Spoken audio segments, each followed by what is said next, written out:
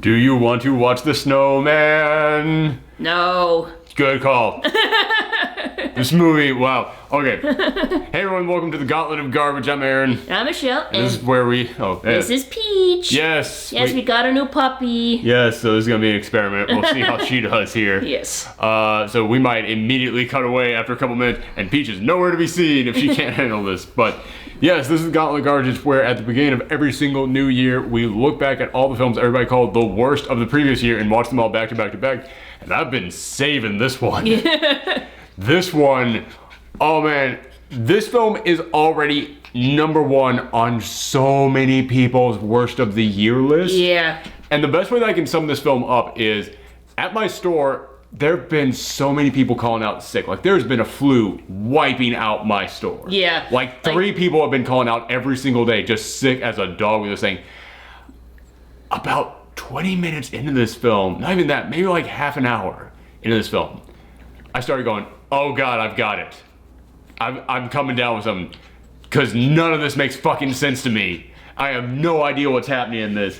And I had to go and listen to other people's reviews of this film for them to go, no, it doesn't make any fucking sense at all. It didn't make sense to me either, but yeah. I don't know. I thought we were both tired because we just got our new dog and like she's... I thought that was it too. I thought exhaustion was playing a part in it. So we stopped watching about an hour and a half into it. Then we came back today and finished watching it, but we like rewound like 45 minutes so that we could like catch up. Like, okay, I'm sure of what happened in the first 30 minutes of this movie. The rest of it's kind of fuzzy, so we'll go back to that part. And it was the exact same experience. Like, I was able to piece together a few things I was having trouble connecting, but like for the most part, I was like, I don't know what the fuck is happening here. And I found out, listening to some of the reviews today, apparently, because of time restraints on this film, 15% of this movie couldn't be filmed. Yeah. Not 15 minutes of it, 15% of this film. And it's a detective film. Mm-hmm. You kind of need all the pieces. Take 15% of all the puzzle pieces out of a puzzle. It's like, I think that's a cat watching TV. I guess might be, no, wait, I think he's looking at a fishbowl. I'm not entirely sure here. Yeah, that is how this film feels, because it's not even like major story beats. Although there are some moments in here which is like, that feels like it should have been explained in something else. But there's other things which it just goes from one scene to the next. I was like, wait, weren't we in the middle of a thing in the left? No, we're here now. Okay. And that's what makes me wonder, like, okay, was this all filmed like in a particular order? Or because most films, like 99.9% of films are not filmed in the order that it's shot. But there's other things in this film that makes it feel like they were going, okay, we're good, we're still fine, no, fuck, okay, we gotta start taking more stuff out, okay, we're still good, nope, keep taking more stuff out here. It's like, maybe we could take all the shit out and make it feel artsy, like, cause... Well, no, it feels like, you know what, honestly, it feels like they were just like editing this script as they went along, like, oh fuck, I don't know what part we decided to keep it into the last shot, I've already forgotten. I think this part's still good here. This film, it is all about, Michael Fassbender plays this Norwegian detective. Harry Hole. Yes. First sign that you know this is bad. This is based on a popular series of books. Yeah. But in Norway, apparently that name is pronounced like Ol, or like... Yeah, but like... Or like holy, or something like that. Yeah, like, it's not pronounced hole. They pronounce it hole in here. It's spelled H-O-L-E, but with the Norwegian accent, it's supposed to be like Ol or something like that. Yeah, something like that. We don't know Norwegian, so we're not... Neither does anyone in this film, because everyone's British. Man, if you're one of those people who hate when a film is set in another country and they're like, we don't know that accent, just make everyone British. Oh my god, everyone in here is British, except for Val Kilmer, who is like American Southern, and not Val Kilmer. Yeah, they dubbed him over so badly. It's been so long since I've seen Val Kilmer that I was like, is this how Val Kilmer did he have a stroke? What happened to him? Because he looks very different. He dropped a ton of weight, but it looks like he dropped it really fast. So he's got like extra skin, which good for him for losing the weight, but at the same time it's like probably was a healthier way of going about it. Yeah. I at first thought it was Kurt Russell, like after getting like really like sunburnt and like leathery skin. But no, it's Val Kilmer. And when he starts talking, I went, the fuck kind of voice is he doing? But then I noticed not all the words are matching up with his lips, and that's what hits you. They dubbed over him. Yeah, I noticed that right away. I could tell, like, just the voice itself, it felt like it didn't feel natural. It felt like a voiceover, if anything. It did. And I don't know why they did that. Maybe he was trying to do a Norwegian accent, and then afterwards they were like, oh, it's terrible. We have to get someone else to come in here and do another voice on top of it. It's like, then why wouldn't you do a British on top of it to match everybody else being British in this film? Except they've got like J.K. Simmons in here, who is not British. Most of the actors in here are at least British. But then you get J.K. Simmons in here, and J.K. Simmons is one of my favorite actors. That dude, I always said he could do no wrong until this film, and I was like, oh, you can't do a British accent. Oh, I found the one thing J.K. Simmons cannot do, because he's doing the most pompous. It sounds like when I try and do a British accent. It really does. It sounds like, yes, well, good cheers to everyone here for our attempt to get the World Cup in Oslo, which that is a subplot in this film of he runs this company that's trying to place a bid to get the World Cup in Oslo.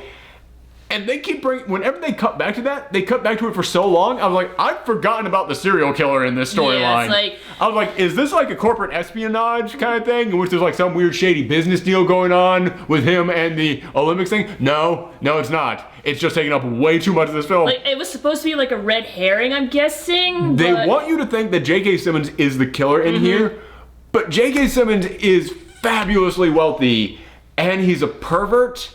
So it's like, I'm not saying if you're fabulously wealthy, you can't be a serial killer, but it's like, he's already a pervert, so he's already one thing in here.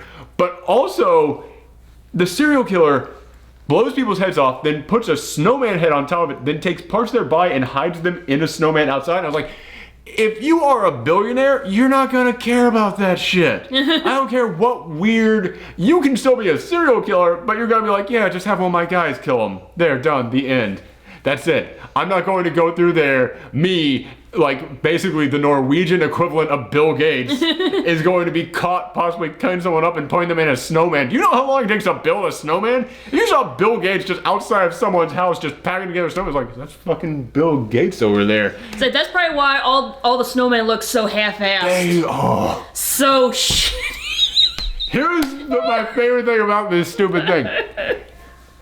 This thing starts off with Michael Fassbender, who plays Harry Hole, getting a letter, and it's just like, dear Mr. Detective, you could have saved her, blah, blah, blah. Like, just this weird cryptic thing. And it feels like basically the thing you see on, like, all the posters for this movie. Yeah, exactly. And it feels like it's referring to something we have not seen yet in this film. But then at the end of it, it's just a little drawing of a snowman, and it is, like, 2 circles, and the snowman, it's not smiling, which would have been creepy, like, oh, a serial killer and a smiling snowman. Okay, that smile's kind of weird. It's not frowning. It's like, why is that snowman frowning? It's got the most, it is like just a straight line and eyes, and it is the most derpy looking little drawing of a snowman. It's like, this is not scary. And then you see the actual snowman themselves. Yeah, the most derpy looking, just the most pathetic, derpy, sad-looking snowman. I'm sorry for existing. And I was like, no. No, it's like, you look at the snowman, it's like, kill me. It really does kind of go. The snowmen in here are the perfect metaphor for this movie. Half-ass, and there's no reason for them to exist. Like, you're getting squirmy. Squirmy.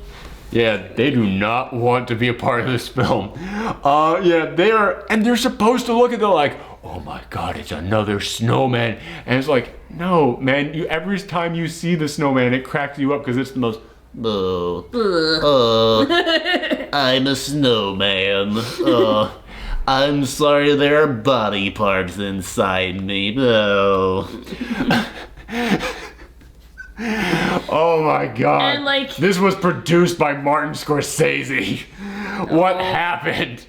But yeah, so like, it's very clear that chunks of this film are just ripped out of this thing. And like, the thing that gets to me is like, whenever like these reports show up, no one ever mentions a snowman in those reports. You have to... They never even talk about the fact that there are body parts in the snowman. No, and it's like, oh, we noticed something similar to all these murders. It was snowing that day. I'm like, there's a seriously? fucking snowman. It's like... And it's the same looking snowman. Yeah. So it's not like they look different or anything like that? The only reason that I know that body parts are in the snowman is because I had to look it up on the Wikipedia page that's what happens in this. And it's like, shouldn't the snowman be like bloody red if there are like body parts in there? But as I said, they never really even talk about that in this film. Like, no one ever even mentions the fact that there are snowmen in this film.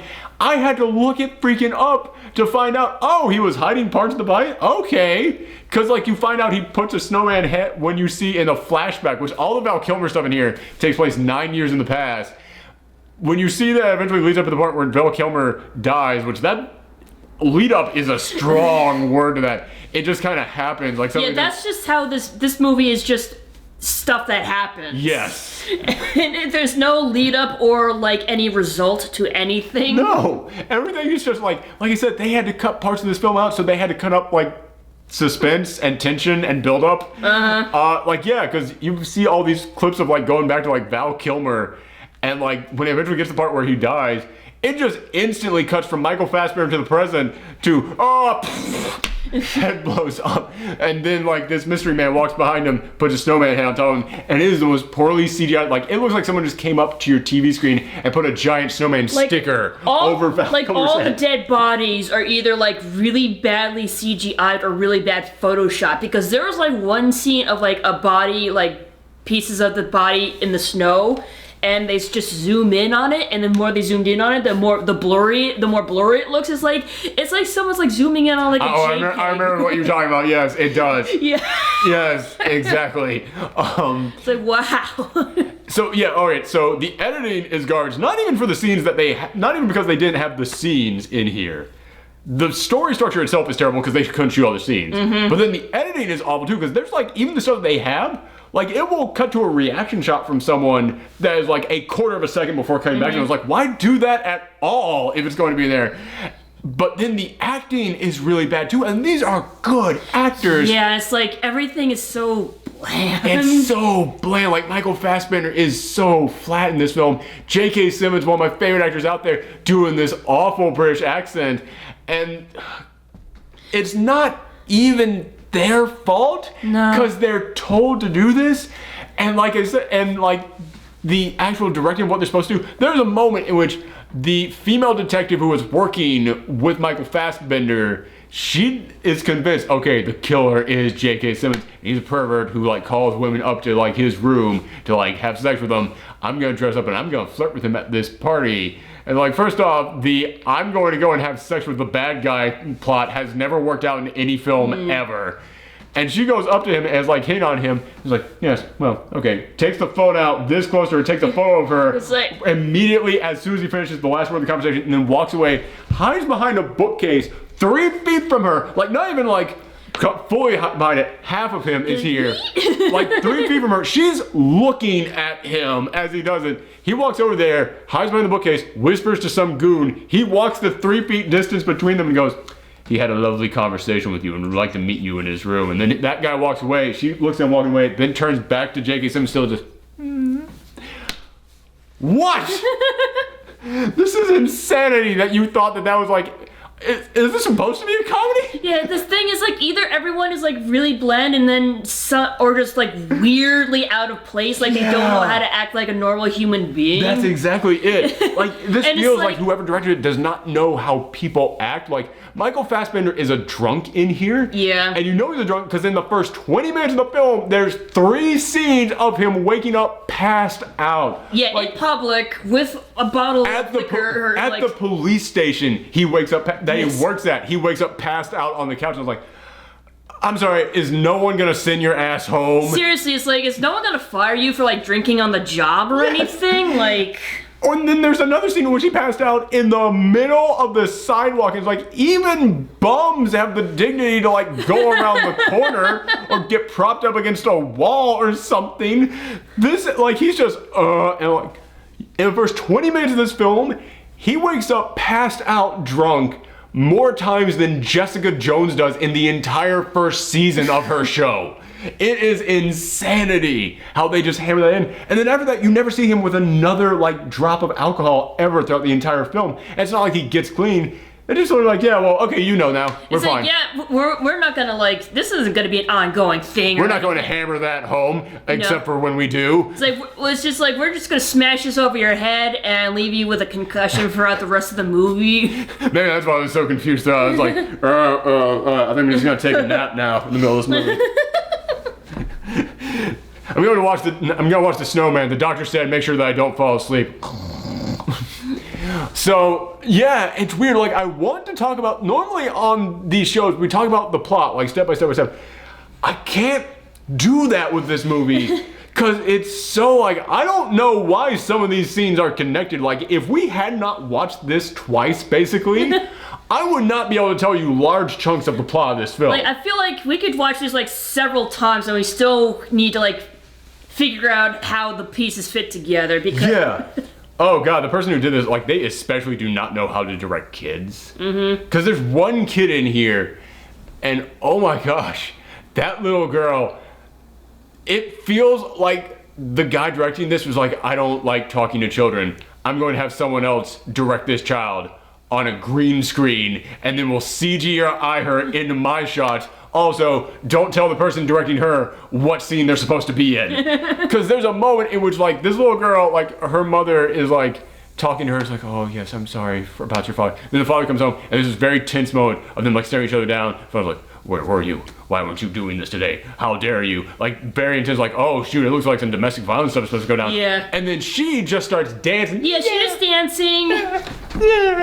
Yeah, just prancing around just like that in a tutu with like a cat hat on or something, and she's In like, the foreground. yes. Typically, this is how movies fucking work. And she's not a little. Foreground is what people focus on, while other stuff goes on in the background. The parents are arguing 3 feet behind her while she is, yay, yay. And like she looks like she should be in like middle school. She or looks something. too old to be doing yeah, that she's, shit. Yeah, like if There's it was, also a moment in here, it's one of my favorite shots of, it's just the combination of bad directing, bad editing, and bad acting, in which Michael Fassbender is talking to the father who, like, this is after the wife ended up dying, and it's been so long ago that happened, you forgot they were part of this story. Yeah. But he goes back to talk to them, and they're in the car talking. He's like, yes, well, we found out that she wasn't really my daughter, but I love her all the same. And they're just talking about this, and then out of nowhere, you just see her go,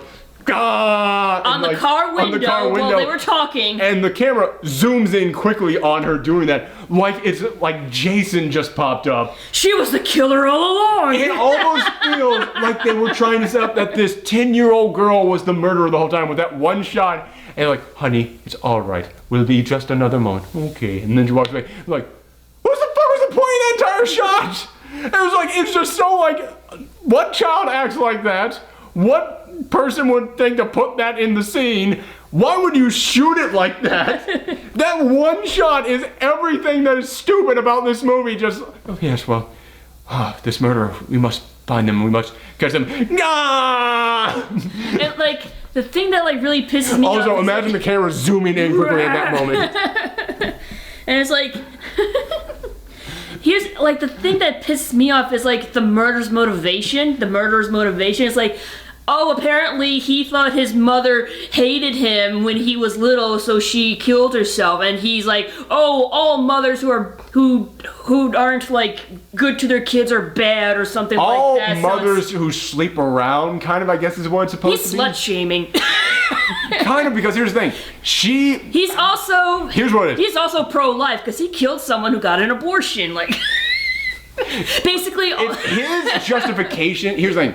It is like he wants to go, okay, any mother who doesn't want the child is worthy of being murdered, but his definition of what falls into that massive category is so vague. And also, it's like, why do you think your mom didn't want you? Because here's the thing, his dad was like the chief of police in town when he was growing up. And he would come by and like beat the mother, then sleep with her, and then like yell at the son. Mm-hmm. And then the mother just freaked out one day and like just drove into a lake. Yeah, and she just couldn't take it anymore. She just couldn't take it anymore. And she just drove into a lake and just like peacefully just accepted death as the car like, and she fell into the water. with the son staying right next to the car. If the car is falling into water and the son is like right here, the son's gonna fall in the water too. It seemed kind of weird. But it was but it's one of those things where you watch that and you're like, why the fuck are you blaming the mom and not the dad in this? Yeah, I mean, at the end of this movie, so he ends up killing like a mother. The first mother he kills, you later find out like, oh, the child wasn't the father's child. I was like, that doesn't mean the mom didn't want the child. It just means she cheated on the husband. That doesn't fit into your pattern at all. Yeah, it's like cheating, just because she is not just because the kid is not the father's kid doesn't mean like the mother is gonna like instantly hate it or. Yeah, and at the end of this, he's trying to kill Michael Fassbender's ex-wife because she has a child, and the child is not Michael Fassbender's kid. It's not his kid because he's also now married to Michael Fassbender's ex-wife, and so it's like it's just some third guy who we've never even met, and it's one of those things in which you're just like. So you're going to kill her because she's like slept with 3 dudes? It's like it's not even like she slept with 3 dudes at the same time and she doesn't know which one of the 3 is the child. This was back before she even met Michael Fassbender. So? And like it's not like she went, oh, so the dad's not around? Well then fuck this kid, I'm tossing him to the curb. No, she raised this kid on her own. How does that say she doesn't want the child? Yeah, that's the thing. It's like these quote-unquote bad moms are actually the only parents these kids have. So if you kill off the mom, these kids are going to end up as orphans. Yeah, and it's at the end of this film, Michael Fassbender is having the showdown with this guy, which, by the way, he runs out in the middle of this giant open area. It's like a long shot. Michael Fassbender is like that small on like this giant area. There's nothing else there. He's just going, come on, come and get me. I'm ready. Blam! Michael Fassbender gets shot and falls to the ground, and I went, okay, kind of ballsy of the film to do that. I'll give it points on that. The villain actually did the thing that most villains should do in this situation. The villain did not fuck around in that moment. But then the villain comes walking in from off screen. It's like, there's nothing around you. It's an open, flat plain of ice. How did you not see him out there? It reminds me of this shot in Evil Dead 2 where Ash shoots through a door and then slowly backs up. He's just looking there like, then this guy jumps in right off screen and tackles him. And if you listen to the director commentary on that, Bruce Campbell even stopped and goes, this only works if that dude ran at 60 miles an hour. He would have seen him coming for 5 minutes before he tackled me. I went, good on you, Bruce, for being able to admit something like that. It's the exact thing in this situation. Yeah, except like, that's supposed to be a comedy. Yes. That movie is supposed to be a Three Stooges style comedy. This movie is supposed to be dead serious. God damn this film. But as he's approaching him with the gun, Michael Fassbender goes, you had it wrong this whole time. It wasn't your mother's fault. Your mother wanted you. But your father, if you had never been born, he would have been happy. I was like, hold on, stop. It felt like you were on the right path. I was saying it was the father who was the asshole. It was the father who should have been blamed. But then at the end, he kind of turned on me and went, and it's your fault for ever having been born. You made your father angry. I was like, that's not the fucking message. No, and that is bullshit for blaming kids for being born, something they have absolutely no control over. Movie, you were this close to having the correct message there at the end. But it's such an obvious correct message that even if you had gotten it, it would have been like, yeah, how is this serial killer so dumb he didn't like realize that? Like, it's like, if the serial killer had been going, like, the serial killer should be going after like deadbeat dads. Yeah, exactly. Which is what Michael Fassbender is. So it would play into this so much more. Yes. And then you would be able to say like, he blamed his deadbeat dad for the death of his mom for driving him crazy. Like, yeah, you would kind of almost be on the villain's side. Like, yeah, he kind of did do that. You do have an actual origin story here.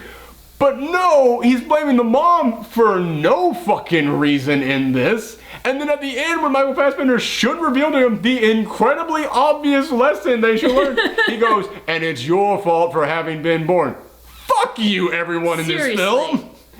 Man, this movie is just a culmination. I'm like, but you're like, I can't even get that mad at, because it's so fucking confusing. Yeah. Not because like it has a confusing plot, but because they just cut so many little pieces randomly out of this that it makes you look at it like, I want to be mad, but I'm so just trying my hardest to figure out what's happening in this movie that I can't be mad at it. Like I'm just pissed off at like the message. Yeah, that's the one point that I will say fuck you. Yes, like seriously, there are like so many kids who have to deal with like abusive parents and think that they're the reason why their parents are fighting and that they shouldn't be born. It's like, no, it is not your fault.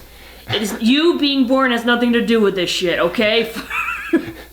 Oh, we didn't even mention the way that resolves after he says that to the guy. He then just falls into ice. The ice just breaks under him and he just falls. That's the climax of this film. The way that they take out the villain in this movie is he's walking up. Rah! Oh, thin ice. Like, I'm guessing that's supposed to be like a callback to how the mother died, but like that is But there's no like drama or lead up or anything. It's not like the villain is like making like a speech and like you hear the crack slowly creaking under him. Michael Fassbender like realizes I'm on thin ice and like Michael Fassbender tries to like shift away from the thin ice. It just happens. Forcing him to walk closer to him to like lure him into a trap. No, it's just Also, it made more sense when the mother, because like she was in a car, which is like way heavy, so it would be more likely for the ice to crack. Also, this dude is smaller than Michael Fassbender. How is he not falling in the ice as well? I think it was just that one spot that was just very thin ice. That happened to be the perfect size of a man to fall through. It was a perfectly cut cube of ice. It was almost like cartoonish. It was. Speaking of cartoonish, the first lady who dies in this film, they have to tell a member of the family about it. Guess who they tell? Her twin sister, who we have never seen in the film before until this moment when she pops up. Oh, well, I knew my sister was in trouble for something. Never seen again after that. Yep. Oh, did you have someone hired to be the sister and then she called out sick on that day, but because of time restraints, you had to do something that day? So you're like, fuck it, who's still here? The lady who played her? Twin sister. It is so bizarre that they would just introduce a twin sister in here and not do anything with it and not have any mention of it before this. It really did seem like they were just like, oh shit, we cut too many of her scenes out and her contract says she has to be in this many scenes. Why? Or the female detective who was running this thing, who turns out to be Val Kilmer's daughter, she has this device she carries around with her everywhere, and it's supposed to be like this machine that like, oh, it records all of the and it's supposed to be disguised as a briefcase, but like... It doesn't look like that at all. It looks like someone just... It looks like a 1990s laptop. Like, anybody remember those laptops from the 90s that were like this fucking like big and like the graphics on them were terrible, like basically like they had the big like red circle in the middle that had to be your mouse thing. Yeah, it looks like one of those. Like, they keep talking about what high-tech technology this is, and I was like, iPads are so superior to this thing, and if you were just carrying around an iPad, no one would question you. Everyone carries them around. But there's a moment where she's going to try and film J.K. Simmons in the act of, I don't know, like getting him to confess to murdering or something like this, or trying to murder her or something. So she has to hide it in this room. So she props it up on a bookcase. It is this big, and it's not like the camera's on the side so you slide it sideways so you can hide. No, it's on the front, so she has to like, bam. Imagine just putting an iPad right up on like a desk, right up on a shelf where there wasn't one before, facing you with like the big circle camera thing on, and just expecting someone to not notice that suddenly there. So, man, like getting like one of those nanny cam teddy bears would have been better than this. Oh my god. And it really, you talk about what a crap show this thing is. It feels almost like they had this prop and it broke and they didn't have the money to fix it. Because in order to activate it, she has to scan her fingerprint on there. But the thing where she scanned her fingerprint, she has a piece of cardboard cut out and taped over it that she has to flip up each time she scans it. I was like, did you have something covering that to begin with and it broke and you weren't able to get a replacement for it? So you just like MacGyvered some shit to be able to make it work? It really does feel like this film was so just like, we don't know, just throw shit. Everything's going wrong on this. Just throw it together. This film I honestly think that there could be a great documentary about the making of this, because it's not as bad as The Room. No, But there are moments in here in which it hits room level. Val Kilmer shows up and they have to dub him over. for some reason. Why? There's a twin sister that's played by the lady that just got murdered. Only there so that they can tell her your sister just got murdered. Why? There's so many things in here that looks like this just had to have gone so terribly wrong. Yeah. Like, I want to see a documentary about the making of this. Yeah, I want to find out like all the like scenes that they couldn't film or Yeah. anything because of time restraints. I want to like know what those were, where they fit in. What did they have to cut out of all Yeah. this? Yeah, it is so insane at moments. But I'm talking about this like it is non-stop insanity, and that's kind of like how I heard people describe it. Yeah. It's not. No, it isn't. It's 90%. The fuck? What? It's just like, confusing nothingness. It's just a jumbled mess for 90 minutes of it, and not like so much of a mess that you can point at and be like, oh, what the hell? It's just that jumbled and like I said, I felt like I was getting the flu while watching this because like things just stopped making sense to me. But that last 10% is the level of craziness that I was like, who the fuck thought this was a thing? Who thought this was a good idea? J.K. Simmons decides that the way to pick up women is, yes, well, anyway. Oh, thanks for blinding me. Maybe that's why she couldn't see him. He blinded her with a flash. This is my escape technique. Smoke bomb. Bam. Oof. It'd be like if someone dropped a smoke bomb and then when the smoke cleared, they were 3 feet away from you, halfway behind a bookcase. God damn.